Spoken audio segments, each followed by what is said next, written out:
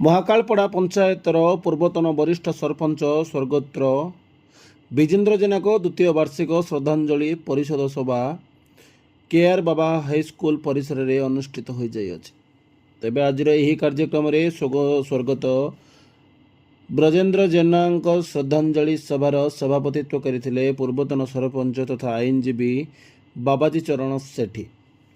श्रद्धांजलि सभार संपादक कार्तिक खुंटिया सह मुख्य अतिथि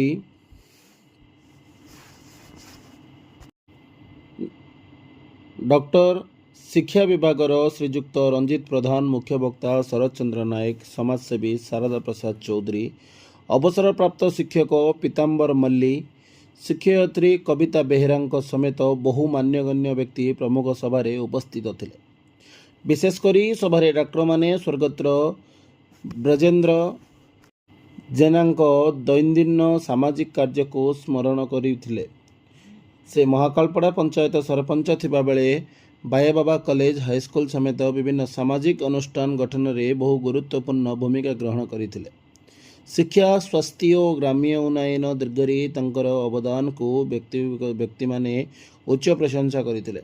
सभार शेष में ब्रजेन्द्र जेना श्रद्धांजलि सभा तरफ बोर्ड परीक्षा रे अधिक मार्क रखिथिबा मेधावी छात्र छात्री को संबर्धित करा जायतिला।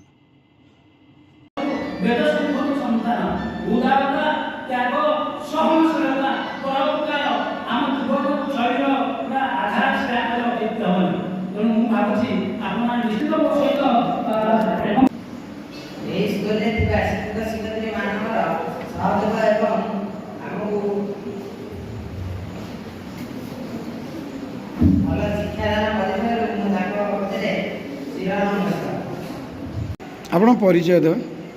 मो रंजित कुमार प्रधान, अवसरप्राप्त प्राक्तन शिक्षा निर्देशक, आंचलिक शिक्षा निर्देशक भुवनेश्वर। मुझे अंचल बासिंदा माटीर पुओ। आज कार्यक्रम विषय कहे। आज जो ब्रजबाबू स्मृति परिषद तरफ जो द्वितीय वार्षिक समारोह होता संबर्धना सभा होता है मुख्य अतिथि भाव में जोगदी जहाँ मुझे देखिली जे से आम अंचल गोटे आलोकवर्तिका थे। आम अंचल से केवल विशिष्ट शिक्षाविद नथिले, जड़े शिक्षाप्रेमी थे और अनेक अनुष्ठान तांकरी प्रयासर फलश्रुति हूँ अनेक अनुष्ठान। तेणु ये अनुष्ठान जो अनुष्ठान आम आज पालन करुचे कार्यक्रम पालन करुचे से अनुष्ठान गोटे प्रतिष्ठाता थे संपादक थे। तेणु नीति आदर्श चिंता चेतना दृष्टि दक्षता चाली चलन रंग ढंग आचरण उच्चारण विचरण से संपर्क में आम आज आलोकपात कलु और आमर उद्देश्य अच्छी चिंता चेतना द्वारा जब आम पाने कि स्थानीय लोक मैंने किसी कांश प्रभावित हे निश्चित भाव में से हम श्रेष्ठ सौभाग्य। सी आम गहन ना कि आमको लगुच जब चिंता चेतना एवं भी राजनीति करुँच से निरा राजनेता थे, निरा समाजसेवी थे और जो उत्सर्गीकृत मनोभाव ता समस्त मन में छापी होकर रही से मरीगले आम मान नजर से अमर हो रही से हूँ तो बेसी शिक्षागत योग्यता नाला किंतु जो योग्यता थी आजिकल राजनीतिक पक्ष से विरल। तेणु से जहाँ किसी प्रयास रखिंट से प्रयास को केमती आम आग को नवा नीति आदर्श आम अनुप्राणित होगा और जो अधूरा स्वप्न था ये अंचल से अधूरा स्वप्न को केमती आम आग को ले पार साकार कर से दिगरे जदि आम समस्ते गोटे उचित प्रयास रखा ताहले प्रति यदा हम श्रेष्ठ सौभाग्य।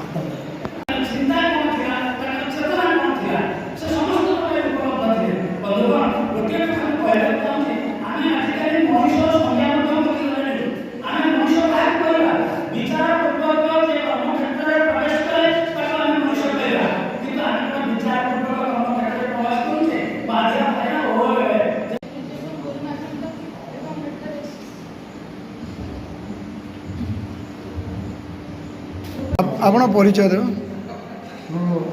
बाबा चरण सेठी, पूर्वतन सरपंच एवं ब्रजेन्द्र कुमार जेना स्मृति परिषद सभापति। आज कार्यक्रम विषय कहे। यही ब्रजेन्द्र कुमार जेना स्मृति परिषद आज द्वितीय वार्षिक संबर्धना सभा।